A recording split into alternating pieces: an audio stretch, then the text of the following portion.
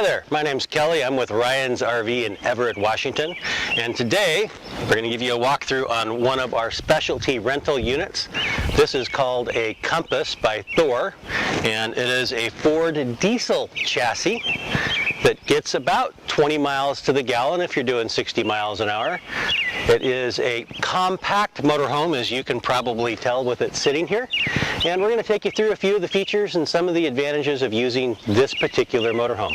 Now, this motorhome is suited best for 2 up to 3 people. 4 is going to be a little tight. Like I said, this is a very compact motorhome. It's the smallest thing that we rent in overall size.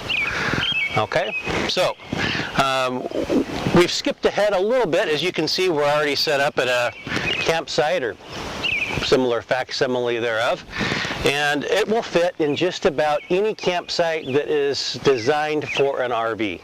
Now, what I mean by that is its overall length with the rear slide in, and we'll get to that in a minute, is about 23 feet. Okay, with the rear slide out, that's about 26 feet. Any campsite with hookups for an RV with power, that kind of thing, you're going to have at least 20 feet of open parking area. The rest of the overhang should be able to hang over a curb and slide out behind that. Any questions or concerns, you may want to check with the ranger or call ahead first, but every campsite I've ever been in, this guy's a shoo-in. All right, so a couple of things we want to show you here. The first one, for those of you that are football fans, since our camping season goes into preseason and regular games, we have a 32-inch TV outside. So if you're sitting outside, want to enjoy the game, there you go. All right. For those of you that are big-time golf fans and have to watch that on TV, my apologies. So, for things on the outside, on the curbside here that we need to talk about, curbside or door side as we call it, you've got 2 110 outlets right here. These are important if you take an electric griddle, if you take a laptop you want to charge, that sort of thing. When the motorhome is plugged in, or you have the generator running, and we'll get to that in a minute, these outlets will be live, meaning you can plug anything in just to a normal 110 outlet. Okay? We have a storage compartment here. Keep some of your outside stuff dry while you're going down the road. This is the outside of the refrigerator service compartment. There's nothing you can do here. Please leave this closed. This is the outside of the hot water heater. This gets very hot. Don't lean anything up against it. Don't be too close to brush. But again, there's nothing that you can service in here. Please leave that door entirely alone. This is the outside of the furnace, or the furnace ducting. This also gets very hot. Again, you don't want to lean here and tie your shoes if you had the furnace on. Hopefully you're camping in warm enough weather. That's not a concern anyway. And lastly, on this side, we have our large outside storage compartment here, and it goes back in and through for things that are longer, such as golf clubs. The awning, you'll notice up top, this is a slightly different awning in that we don't have the arms that come down the sides. It is a power awning that will come out just with the push of a button. But because we don't have those arms down the sides, it is a little more susceptible to wind damage.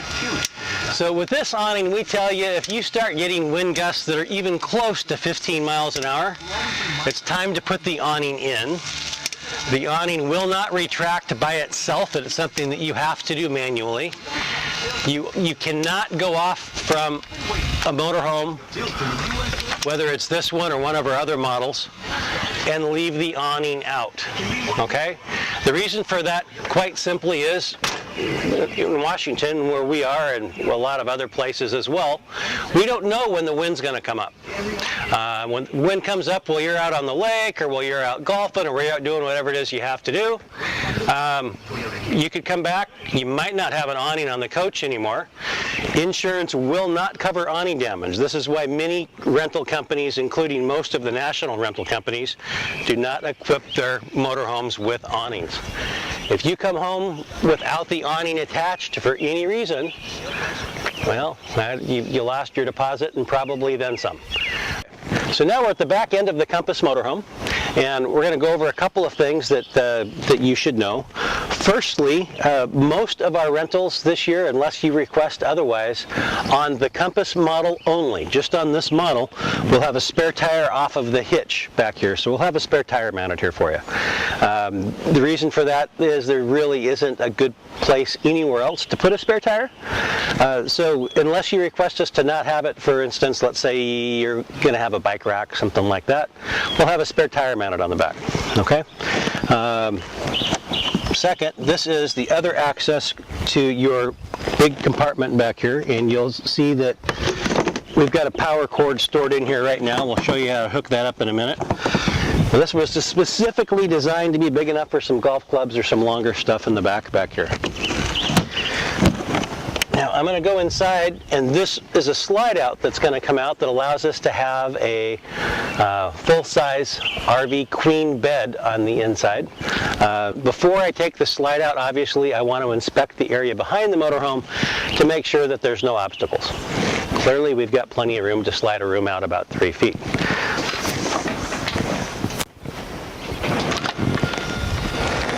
Okay, so now you can see the slide room is extended. So when I'm set up at the campground, I'm going to get my slide out. I'm going to tell my awning just by pushing the button inside. We'll show you that in a minute to go out. And I need to be reasonably level. By reasonably level, I just mean it doesn't feel like I'm sideways or too far front to back on the inside. Comfortable enough to sleep. And if I had eggs in a pan on the stove, they're not all hiding in one corner of the pan. Okay, that's important for your slide out. It's also important for your refrigerator to operate properly. And all of our motorhomes will come with a pack of stacking blocks. We've shown that in some of the other videos. It's just like giant Legos. It's a pretty simple concept. So we're inside the Ford Compass, and we are at the control panel.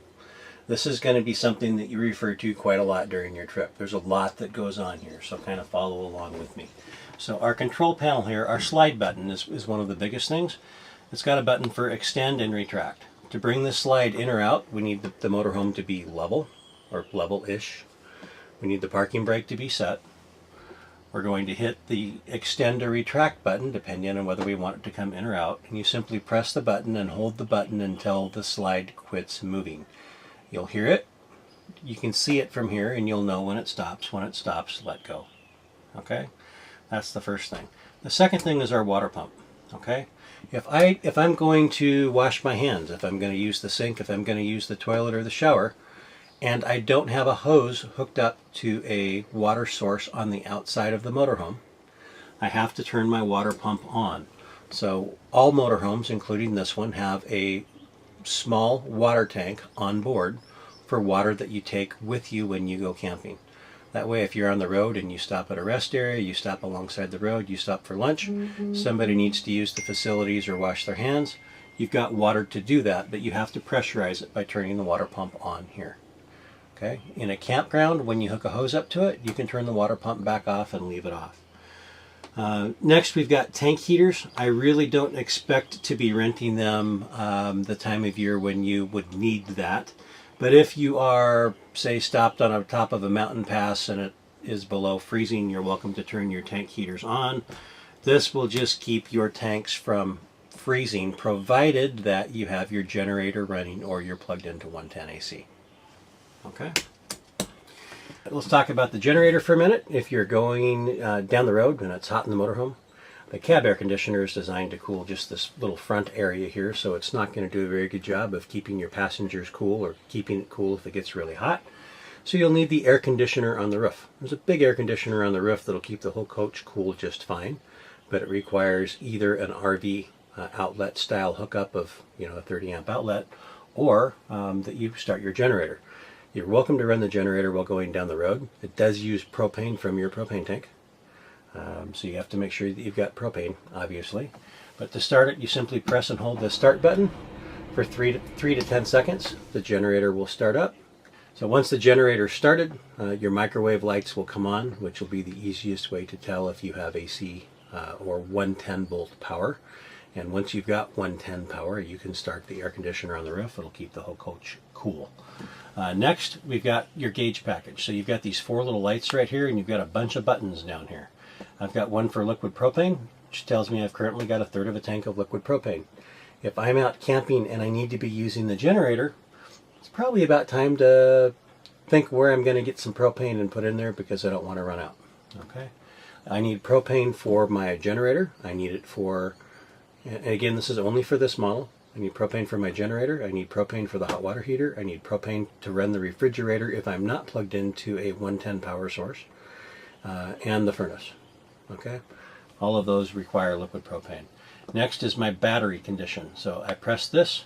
You see right now it shows battery is at 2/3. And that's pretty normal while I'm camping with everything on. I've got every light in, or every light on in this motorhome right now, and we're not plugged into a 110 power source.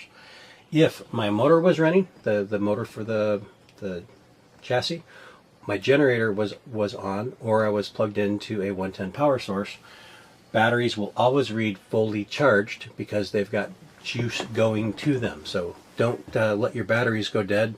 Plug in for 10 minutes and think they're fully charged. It really takes about 4 hours of continuing charging to get you both batteries back up to 100%. Okay. Fresh water. If I press this, the fresh water is simply the water that I've put in the motorhome that I'm taking with me to go down the road.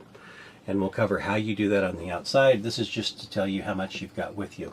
We recommend that you've got at least 1/3 of a tank while you're traveling, so if somebody does need to use the facilities, or they need to wash their hands, etc., you've got a little bit of water with you. Okay. Black water is showing empty, which is always the best way to show a black water tank. That's simply your sewage. Okay, that's what goes down the toilet.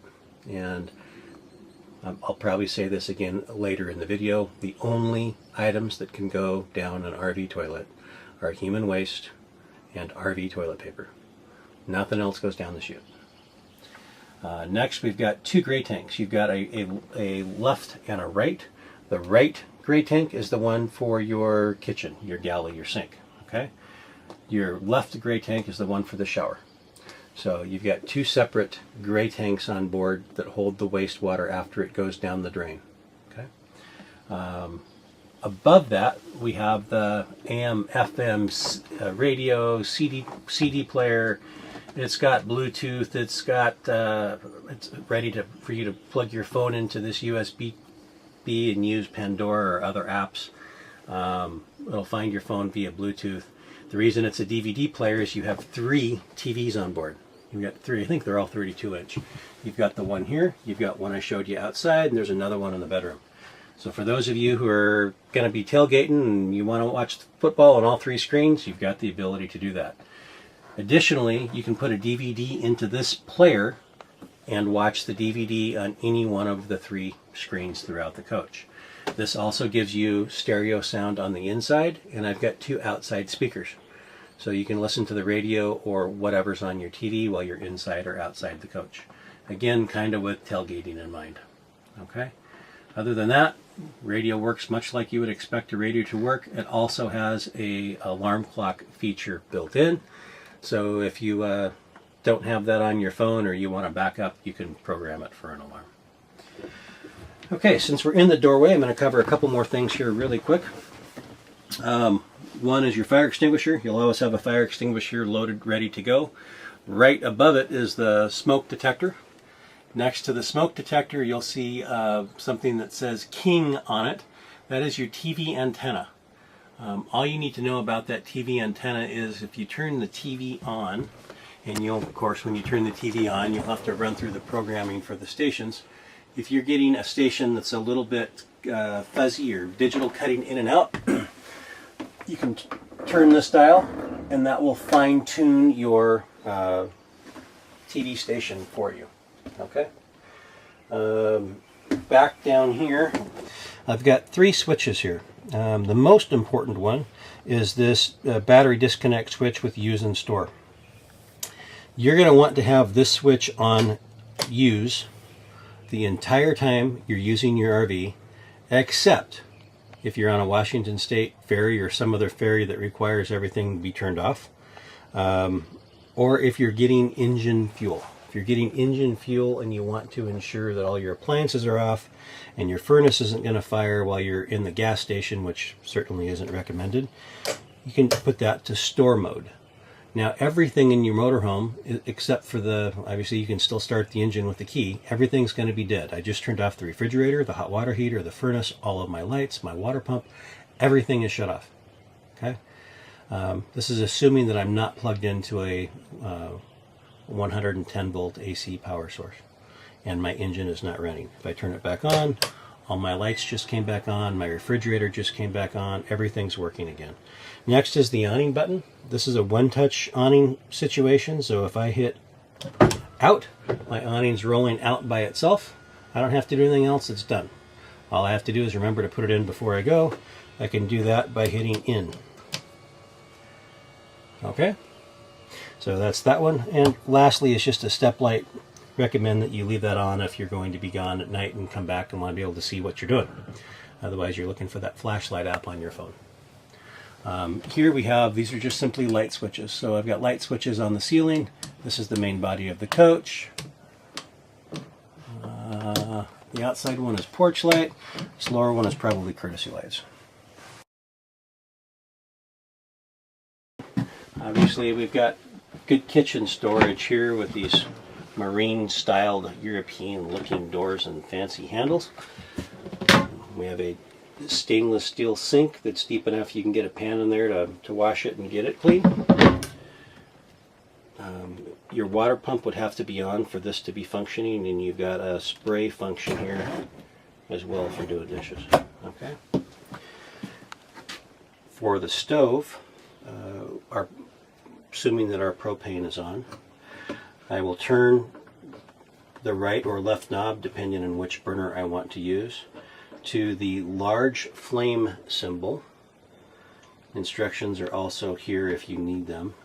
I'm going to press and hold that button in.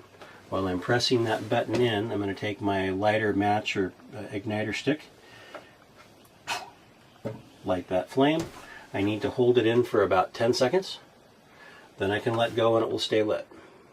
Okay, it's got a safety feature, so it will not keep pumping propane in if it's not lit. That's all there is to that guy. Pretty simple. So, microwave. This works pretty much just like your microwave at home.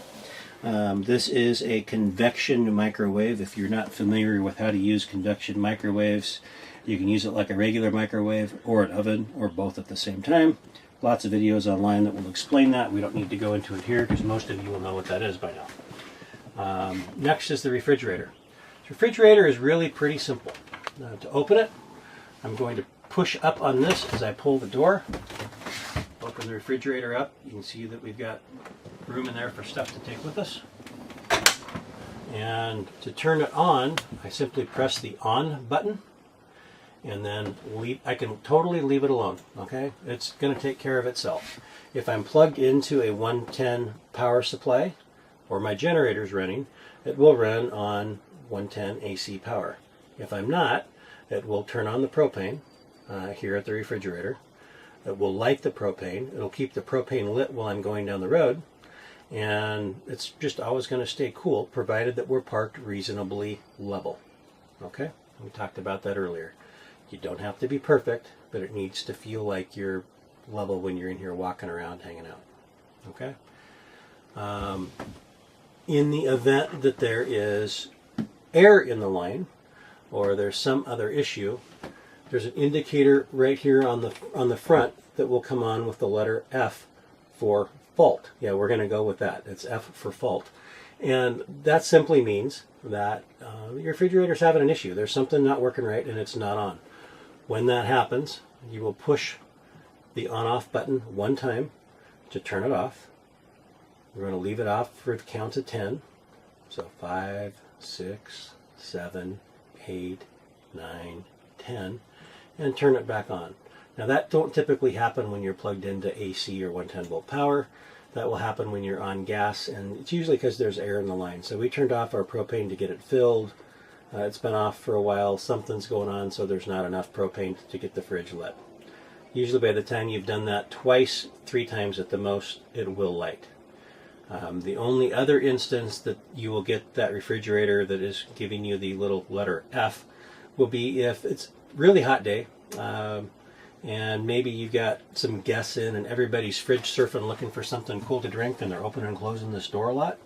If the refrigerator over a few hours can't tell that it's doing its job, meaning it's not getting colder inside the refrigerator, it's going to shut down. It's a safety feature. It doesn't want to have a problem that ends up resulting in something catastrophic.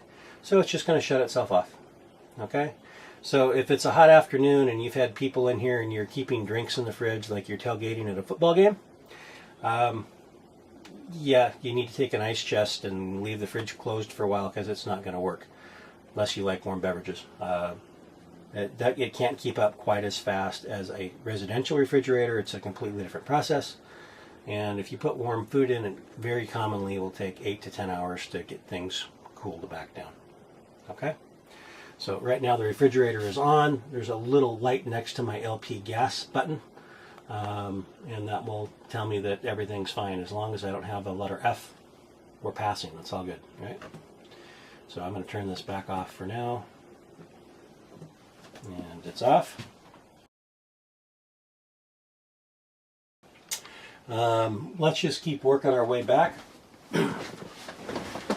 So you saw earlier in the video we put the slide room out. If the slide room was in, this part is on the slide. This would be in right about to the edge here. I can still get at my bank of drawers underneath here if I've got some clothes that are put away.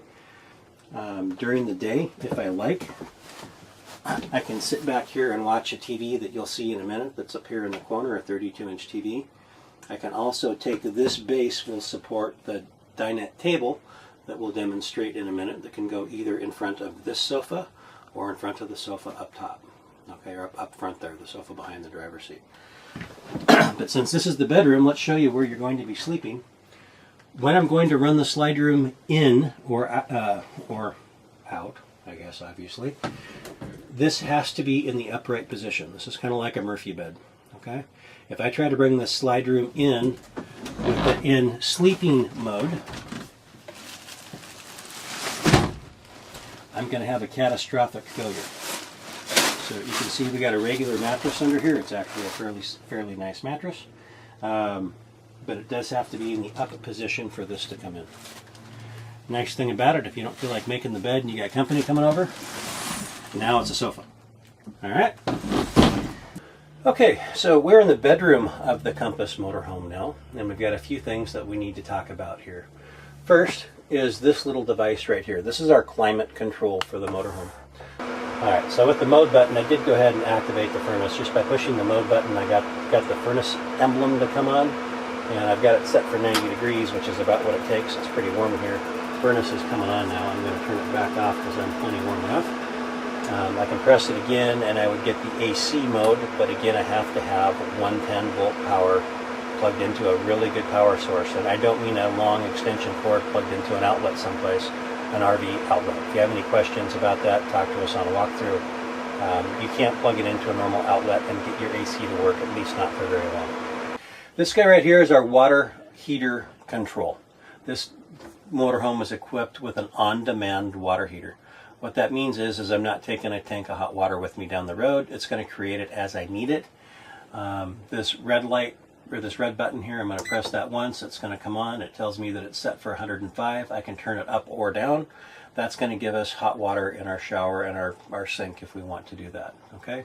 Normally I want this off unless I'm going to be using hot water because it is a propane thief. This is our bank of 110 breakers and 12 volt fuses. Odds of you needing to get in here are very, very slim. But let's say everything works in the motorhome just fine except the microwave. Well, okay, in that case, maybe I really do need to come down here, find a microwave, and flip that breaker. In the event that one of these 12 volt fuses is out, there'll be a red light next to it to show you which one needs to be changed. Truthfully, that happens to us less than twice a year with all of our rentals. It's not likely to happen to you. Okay. We're still in the bedroom of the Compass. We're just looking at the other side of the motorhome now. A couple of things in here we need to talk about. The most important is right here. That is your liquid propane detector. In the unlikely event that that is going off, you need to do 3 things very quickly. 1, you're going to check the stove to make sure that the stove is turned off immediately. Second, if it wasn't, if the stove wasn't on, so that's not the source of our propane, you're going to evacuate everyone from the motorhome immediately in a very rapid fashion. Treat it just like a fire emergency. On the outside of the coach, you're going to turn off the propane at the propane bottle, and we'll show you how to do that in a few minutes. Leave the doors open, let it air out. Do not come back in the motorhome until that quits beeping at you, and understand that propane, one, eliminates oxygen from the environment. So if you had a propane leak while you were sleeping, you might not wake up. But more likely, it's highly explosive. 1 gallon of propane can do a lot more damage than 10 gallons of gasoline. Get out of the motorhome, leave the door open, let it air out. Don't come back in until this guy shuts off. And you should probably make my phone ring. That's definitely something worth calling the store about. We do safety checks on these regularly. I have not had a propane issue in my rental fleet ever. I don't want you to be the first. Okay, 110 outlet.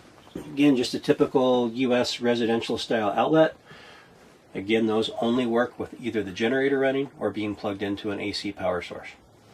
Here we've got 3 switches. These are for overhead lights. And a 32-inch TV. Same thing with the TV, you have to have an AC power source. So you're either going to start the generator or be plugged in. Throughout the motorhome, you've got at least 2 sets of these. These are USB charging ports. You've got this one here, you've got one up front, you've also got a USB charger on the stereo right behind the passenger seat. So you can keep your phone charged and your other electronic devices. Alright, we're going to pan up to the top. This is our AC unit, or our air conditioning unit. Couple of things you want to know about this. Once it's turned on and running, if I'm in the bedroom and I want to cool it down back here fast so I can get to sleep, if I take and open these louvers, this is a central dump. So this will dump all of the AC right here, right now, and will cool this area very, very quickly. If I'm going to have people on both ends of the motorhome, or I'm going to be up front more, I want to close those louvers, and now it's going to be forced out this series of air conditioning vents that run from the back to the front of the motorhome. And if I want more air in the front, I simply close these louvers in the back, and now most of my air conditioning from the roof will be pumped up front. Pretty simple concept. Okay. Okay, let's cover the lavatory. So a couple of things here. One, for privacy, I've got this door with a magnetic latch that I just give a tug, close it off, and I have privacy. If I'm going to be using the bathroom for a shower or a changing area, I can take this door that also has a magnetic latch, give it a good shove, push it that way. Now I've got privacy from the front of the coach. So with my bed in the upright position and my bedroom blinds closed, I've got a big changing area here, plenty of room to do whatever I want to do, and don't feel like I'm stuck in a small bathroom anymore, because this is actually a very large bathroom for an RV. Okay, so when you are renting a motorhome from us, under the sink, this one hasn't gone out yet, so it's not in here yet, but there will be 6 rolls of RV toilet paper. It's important that you only use RV Marine toilet paper. We will supply as much for you for your trip as you think that you need. The more water and the least amount of toilet paper down the chute than you can use and still be sanitary is recommended for the health of the system, the waste disposal system in the RV. Makes it much easier to dump. If you got wads and wads of toilet paper down there and not enough water, you might be at the dump station a while.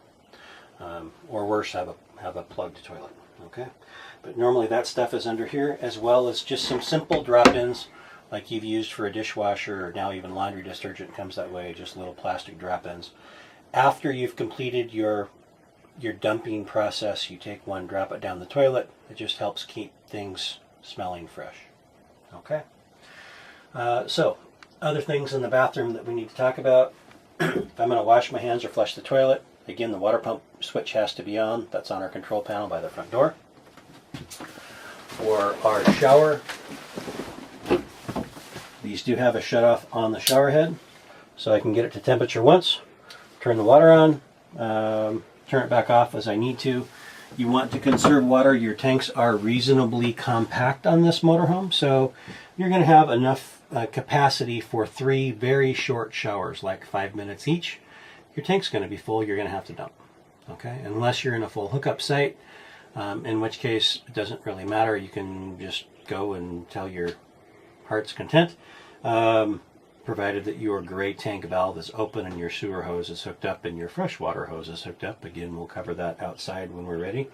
Last thing to talk about in here really is the toilet. So, an RV toilet will not have much, if any, water in it when it's at rest, because we don't want a full tank of water when we're going down the road sloshing around all over the bathroom, and we want to conserve water. So if someone's going to go number 1, quite simply, go number 1, do what you have to do. In the unlikely event you have younger boys or young men traveling with you, you might want to mention to them that they need to sit down unless you want to clean up, because it's pretty hard to do that while you're driving down the road. My son can attest to that. So back of the toilet, real easy. If I'm going to flush the toilet, I just press that down with my water pump on. Water will come down. It's gravity only. It will drop into the holding tank. If I need to add water to the toilet bowl, because I'm going to do more than just go number 1, if you very gently press down on this lever, you'll see the water come on and the water level will rise in the toilet. Simply put, you want more water in the bowl than you're going to leave anything else for a deposit. Otherwise, you're going to get voted off the island really fast. The entire part of the motorhome will smell like an outhouse. All right, so add enough water. When you're done, flush it. It's gone. You don't have to see it again unless you're the lucky individual that gets to dump your holding tanks. Okay. Lastly, in here, we've got an exhaust fan. If you're taking a shower or need to air out the bathroom, simply raise this vent. There's a switch here that we turn on. It's an exhaust fan that will pull air out the roof. Your vent has to be back down before you go down the road, or you will come back without the vent or with a damaged vent, which we will have to charge you for. Okay, so I'm going to roll that back down.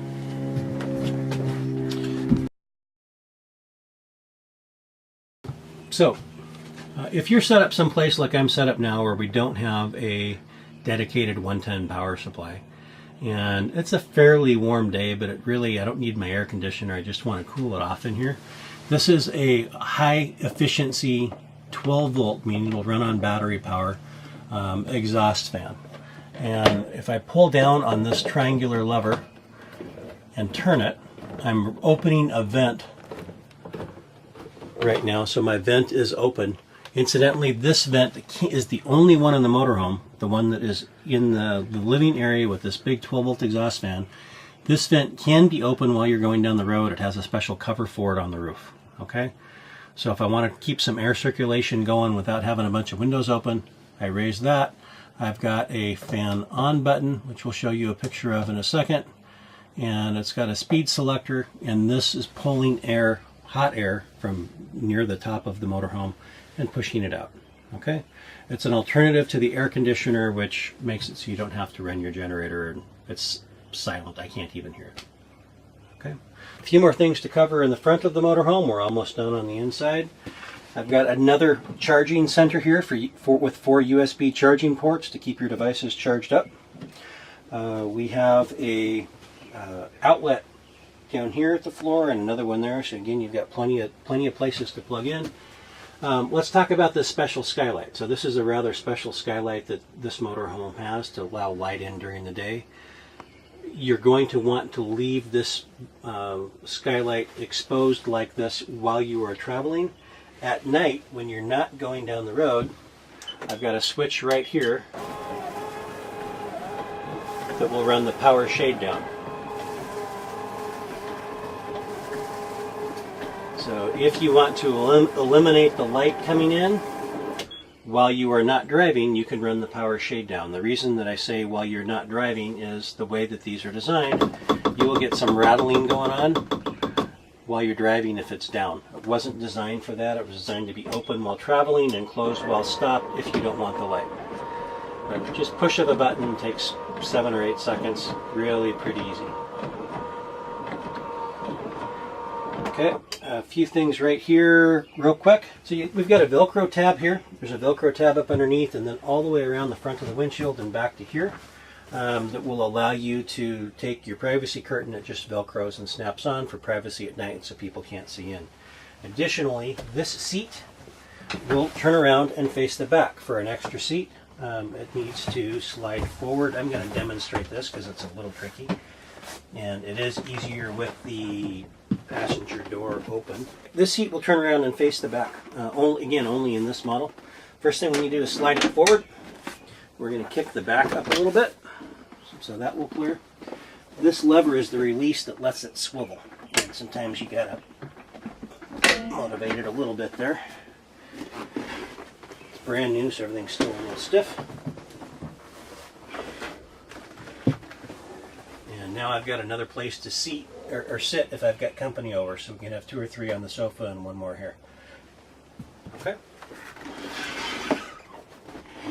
When I'm done, I just swivel it back, it locks, and I can put it back in my normal position. Up front, real quick, a few things. Lumbar support for the driver. These armrests come up and down, they're adjustable. Emergency brake, pretty self-explanatory. 12-volt charging ports, there's 2 of them up here. This is your radio and control center and Bluetooth hookup and all of that, which is, I'm not going to get into in detail. If you want us to do that on the walkthrough, we will. And it drives pretty much like a Ford van. Okay? Very compact, very easy to drive, very little tail swing. You may have up to 3 feet of tail swing, meaning if you're 3 feet away from something and turned hard right or hard left, you need to watch both mirrors. It's possible you'd clip it. But you do have a backup camera in the mirror that will come on. When you can see the obstacle in the backup camera, you're past it. Okay, I think that's all I'm going to go into for up here. The rest of it, any other questions you have, we should do on the walkthrough in person. Okay, let's talk about the sofa and table here real quick. So this is the sofa, the way it's set up when you pick up the motorhome. If I was going to use it to take a nap, I simply lift up, pull toward me, hold it flat, I can tuck the seat belts down, and now it's a bed. To put it back, kind of want to get a running start like that. Okay. If I'm going to set up the table, I'm going to kick that up so we can see a little bit better here. This comes down. I need that, and I need the table coming out here. Put that back. Put that back. Okay, so I take the pole. I take this base. I drop the pole into the hole. I turn the pole clockwise. It will only work if I turn it clockwise. It'll lock into shape, or lock into position there. I give it a couple more turns, and now it's locked in there nice and tight. Then I can take my table,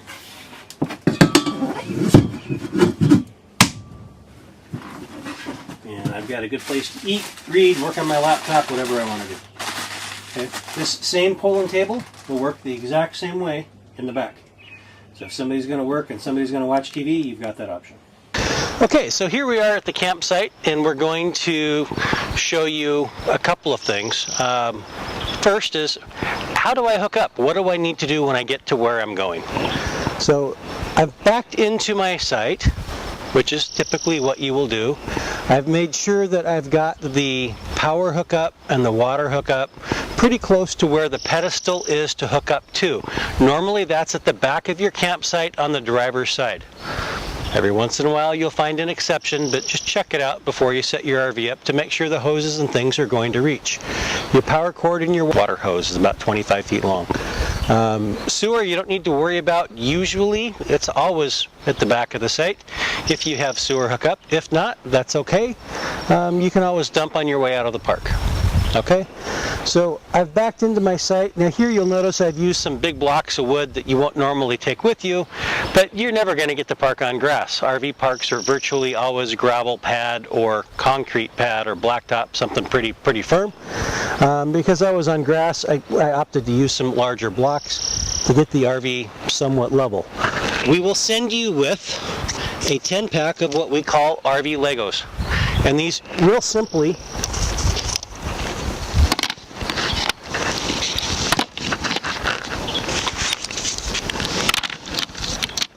work like so. So if I was going to level the RV out a little bit more, I would put those down, or normally you're not going to have blocks, that's what you're going to use.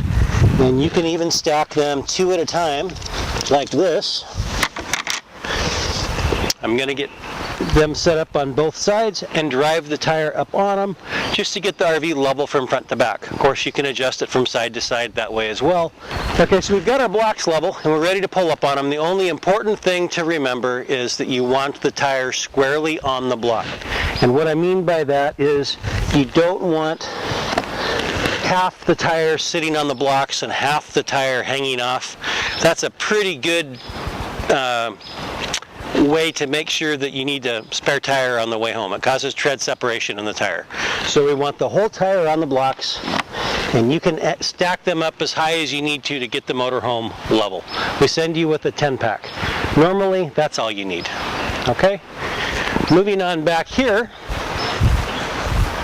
when I'm ready to set up, I'm going to need a couple more things. I'm going to need a water hose. So this is our special freshwater water hose. We don't recommend you bring one from home unless it's designed for fresh water or drinking water. And on the end of this hose, we always give you a brass water pressure regulator. Now the reason that this is important, and it's critical where I happen to be right now, I know where I happen to be right now has very high water pressure. Sometimes you know, sometimes you don't, sometimes it changes. The RVs are designed for about 40 psi of water pressure. I know that the faucet that I'm going to hook up to right here is more than double that. And without this water pressure regulator, I'm going to blow the valve out in my toilet and probably some of my faucets. And I'm going to have water everywhere. Not good, not a good way to end your trip, because your plumbing system will be pretty much done at that point until you get professional repair services. Okay, but this is a specially lined RV water hose. Simply, I'm going to take the water pressure regulator on the supply end, go back to just my normal hose hookup,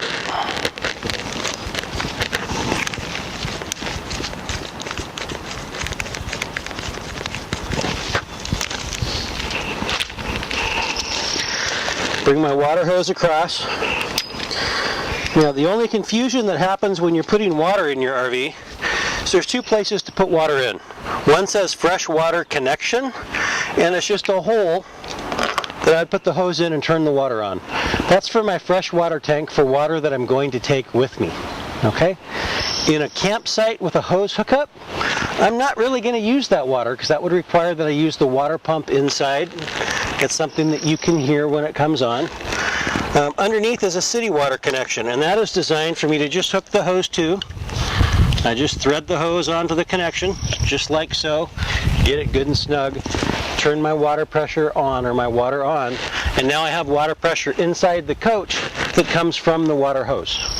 Alright, so I don't need my water pump, I don't need my water tank, I'm just using pressure from the hose. Okay, next thing we're going to do is hook up our power cord. Now on this one, our power hookup is right here, and this uses a Marine Co 30 amp power plug, just like a lot of boats would use. So if you were out and you left your power cord at the site, or you damaged it in some way and needed another one, most RV stores and most marine stores, big stores like Dick's Sporting Goods, that kind of thing, certainly Bass Pro Outlet, those big kinds of outdoor supply stores, they'll have an RV and boat section. They'll probably have these cords for you. I'm going to show you what this end looks like here. Looks just like that. Okay?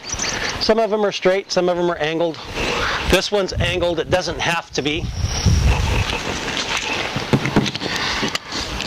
You put that on, it twists to lock into place. You can thread that down to lock, and I've got a nice tight power connection. And I'm going to take the other end of the hose that will plug into our power outlet. If you are going to use your air conditioner, you have to plug into a 30 amp RV outlet that looks just like this.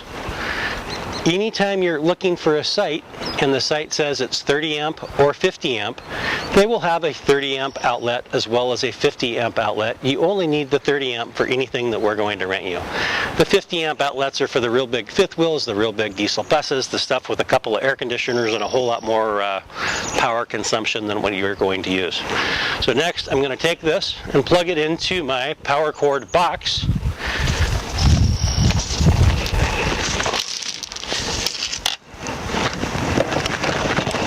Just like so. I now have power inside the motorhome, and I can verify that real easily just by looking at the microwave. If the microwave lights are on, I have power. If they're not, I don't. It's that simple. Now, in the event I was going to park this at a residence someplace without an RV power cord, in your RV we will have a park adapter, which has the 30 amp plug on one side and your typical extension or outlet plug on the other side. This will work to keep your batteries up, to keep your lights on, to run your TVs. It should even run your microwave. It will not power your air conditioner. So if you're using this in a standard outlet, leave the air conditioning off. Turning it on, it might work for a little bit. Something's going to melt. You're going to blow a breaker. You're going to melt a cord. You're going to do something we don't want to do. So again, with this, no air conditioning. Everything else is fine. So I've got power, I've got water. What if I'm in a full hookup site? A full hookup site means that you also have sewer connection. Most full hookup sites are designed for much bigger RVs, but that's not saying you won't end up at one. A lot of the nicer parks, the parks in Arizona, some of the big stuff, they've got full hookup. So I'm going to show you how to hook up the hose. It's the same process that you would use if you weren't in a full hookup site, but you had used the RV, you'd use the toilet, the shower, the sink, and you're going to pull out of the campground. On your way out, there's always a dump station. It's almost always by the last bathroom on your way out. So the bathroom closest to the front gate almost always has a dump station, and they're marked. So I'm going to grab my sewer hose. Now we'll show you in your walkthrough where the sewer hose is stored on this model. And we supply gloves. You'll have rubber gloves in the door pocket on the driver's door that you can use for sanitary reasons. You're welcome to them. That's what they're there for. So I'm going to grab my sewer hose. I'm going to unlock this back compartment, which I've already done. And inside here, I've got a bunch of valves and a place to hook the hose to. So we're going to take the RV end of the hose, which looks like this, has a couple little teeth on it to grab. And I'm going to just reach up underneath here.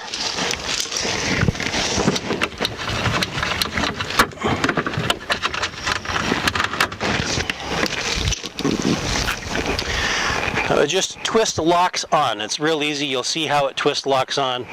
The hardest thing is just reaching up underneath there to do it. So once I've done that, I'm going to take the business end of the sewer hose, get my other cords and stuff out of the way here.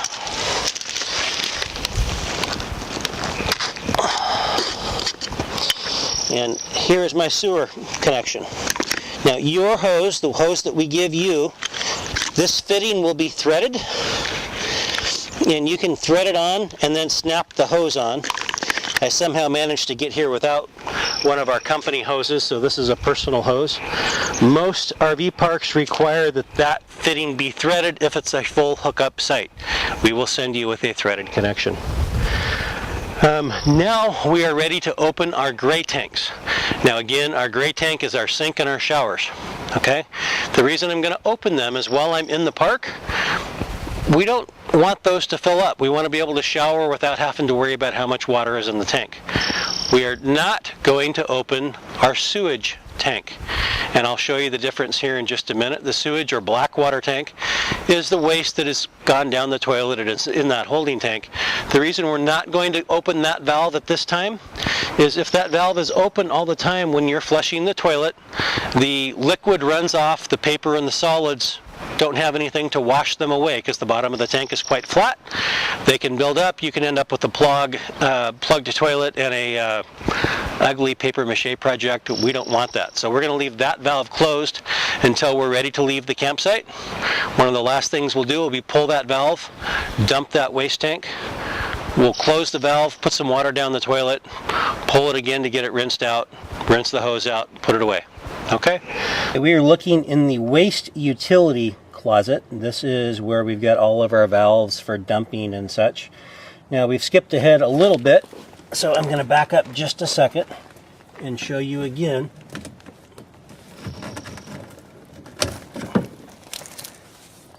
That's my sewer hose connection. Okay, it just locks on with those teeth. It comes up under here and it locks on. The cap locks on the same way, so when I take that off, I will put the cap back on to put everything away. But what we've got in here is a series of valves, and we need to understand what they are. In the back here, you can see I've got two gray valves. I've got one on the left and I've got one on the right. The one on the left is for the left side of the motorhome, which is the shower. The one on the right is for the right side of the motorhome, which is the galley or the kitchen sink. So if I was going to dump the kitchen sink, I would pull the valve toward me, and it's already open. And then I would open this valve, which is the master valve for the gray water, and now I'm dumping the kitchen sink. If I was going to dump the shower, I would grab this valve and pull it toward me, and now that will dump the water from the shower. Again, I've got this valve open, so it's just going to flow right through. One nice feature about doing it this way with two tanks that connect into one, with this valve closed and both gray tank valves open, the gray tank valves are now connected. So a lot of times people don't put much of anything down their kitchen sink. This allows you to store more shower water in the gray tank for the kitchen sink and vice versa. They're connected. So essentially they're one tank. I have the option of having them separated, but with both valves open, they are the same tank at this point. And pull the gray water is going to flush through the hose. I can see it through my clear fitting. The hose would shake and move a little bit. They're empty, so there's not much to show you. When it's done, I simply close that valve. If I wish, I close my two tank valves just by pushing them in. Okay? And that's how you handle the gray system. The black tank is the bigger valve right here. The big black valve is the black tank. It's nice that they've color-coded the handles for us. To dump the black tank, I simply pull it toward me. If there was anything in the toilet tank, I would hear it, I would see it. It's going to run down through my hose, go out the bottom. I'm going to leave that open until it's fully emptied. Close the valve. Okay. When I'm done doing that, I need to rinse the hose out. So when I'm dumping, typically I will dump the black first and then the gray. The gray will help rinse the black tank out. Otherwise, when I'm done at the dump station, when I disconnect the hose,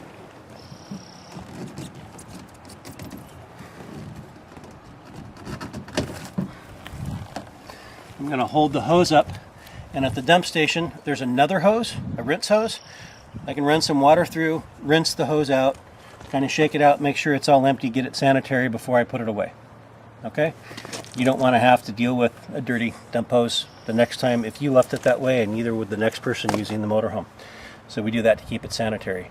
What we don't do is use my fresh water hose to rinse out the end of the sewer hose. Okay? You would think I would have to explain that, but I never want this to touch that. We don't want cross bacteria. Okay? That's all there is to dumping. When I'm done, I'm going to put this cap back on the sewer. And it's important that I do that. If you've seen any of my other videos or had a walkthrough, you'll know why. The State Patrol can fine you $124 if that's not on there. Okay? Once it's on, I can pivot that up out of the way, take this cover, turn this cover a couple of times, and it'll just thread right on there for me. So once that cover's threaded on, I'm done. Close the compartment, lock it with the key, sewer's all done. There's just a couple more things we need to talk about on the outside of the motorhome and when we're hooking up.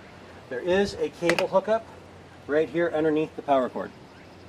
It's unlikely that most parks you'd be staying in do have cable hookup, but it is an option. Okay, that is where you would hook up cable if they have cable available. Most parks, or many more parks now, have Wi-Fi available, and with Wi-Fi you can take your iPad or your Android device, plug in an HDMI adapter and plug into any of the 3 TVs with your HDMI so you can stream Netflix or your favorite shows or whatever you want via your iPad or your Android device. That's kind of the old school option, but it's still on there. I think we'll see those discontinued over the next couple of years. Also, right here we have an outside shower. This is pretty cool. This is pretty cool for a lot of reasons. You've got hot and cold running water right here, just like a shower you would have on the inside. Now, a lot of people I know will take a small plastic table with them, put that right here. This becomes their dishwashing station, becomes their fish cleaning station, whatever it is you're into. It's nice to be able to keep as much mess out of the inside of the motorhome as you can. It also comes in handy if somebody gets into sand. You've got whatever you've gotten into, you don't want to take it in the motorhome. You do have hot and cold running water out here. I don't recommend that you take a regular shower in the park without at least a swimsuit on. I think you get arrested for that. But it is nice to be able to have the hot and cold running water out here. In a pinch, you can also use this to rinse out your sewer hose. It's much better to pump the water from here because there's nothing going back into the coach. You can rinse your sewer hose from the side. Maybe you had an accident and you made a little bit of a mess, you can clean yourself up out here. Okay? If you follow the directions, we won't do that. One other note right here, this small exhaust pipe right here, that is not the exhaust pipe for the motorhome. The engine's a little too big for that. That is the exhaust pipe from the generator. So if the generator has been on, that will get very hot. It's important when you set up that you don't have the power cord laying against it like so, or obviously we're going to melt the power cord, you're going to have a short, you're going to have a problem. All right? Although I guess it would be a weird circumstance that you had the power cord plugged in and the generator running, but let's not do it anyway. 2 more things here really quick. One, we have your propane. Now the propane tanks on motorhomes are all fixed, meaning they don't come off. You're not going to take this off, take it into town and get it filled. You're going to pull up next to some place that pumps propane. Gas stations, campgrounds, most U-Hauls, a lot of truck stops, mini RV dealers. Okay, we can all pump propane for you. You're going to pull up so this is close to the propane tank. The professionals will do the rest. Propane capacity on this one isn't a lot because you're not going to use a lot in a motorhome this size. Looks like it's about 7 gallons, something like that. For 2 people in the summer, that's enough for a couple of weeks. In the off season, when it's cooler, if you're going for more than a week, you'll definitely need a propane fill while you're on the road. Our policy for 2017 is you don't have to fill your propane before you come back, and we don't charge you for it. So you're welcome to use the whole tank of propane. If you run out and need more, by all means get it full, but don't worry about making an extra stop on the way home. We take care of that for you, and it's included in your rental. Since we're talking about fueling up and where you get fuel, this is the only series motorhome we rent that does not use gasoline. It uses diesel fuel. It's critically important when you go to put fuel in this motorhome that you use diesel fuel. If you don't, well, let's not even talk about it if you don't. It's really, really, really, really bad. You're going to need a tow truck, your trip's over, we're all going to be unhappy, okay? It's clearly not covered under warranty. So you've got a fuel door that just opens up here. You've got a cap that clearly says diesel fuel. You don't even have to take the cap off on this one. You just put the fuel nozzle in here and away you go. Pretty slick, okay? But absolutely no gasoline. This unit also has DEF. If you're familiar with diesels, you won't have to worry about that. That will be maintained for you unless you're traveling for more than 5,000 miles, in which case we will talk about that on your walkthrough specifically. Okay? Any questions on fuel, any questions on any of those issues, we definitely want to talk to you about those in person on your walkthrough. And I'll say again, This isn't designed to be your only walkthrough. There's going to be a few things that are specific to each user, each motorhome, each way you're going to use it. That's what you come in and we do the checkout for, okay? Couple of things just real quick right here. Next to the steering wheel here, there's a little switch that if you look closely, it says emergency start. What the emergency start switch does is it allows you to start your engine if your engine battery is dead. By holding and pressing this button, it connects the house batteries to the engine battery, and basically you're jump starting your own motorhome without getting out of the driver's seat. Okay? Pretty cool that they've done that. Power mirror controls here. You do have cruise control on the dash. I want you to be familiar with those before you get in the motorhome to leave. Headlights on and off. The dash is pretty standard, newer vehicle looking dash.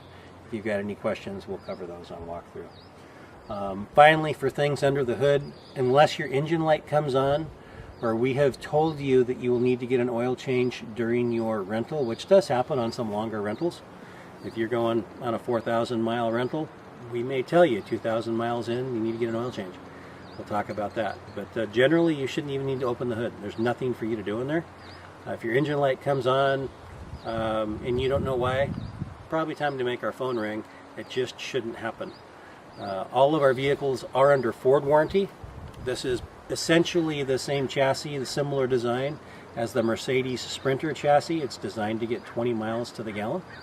It will get 20 miles to the gallon if you're traveling at roughly 60 miles an hour and driving sanely. Okay.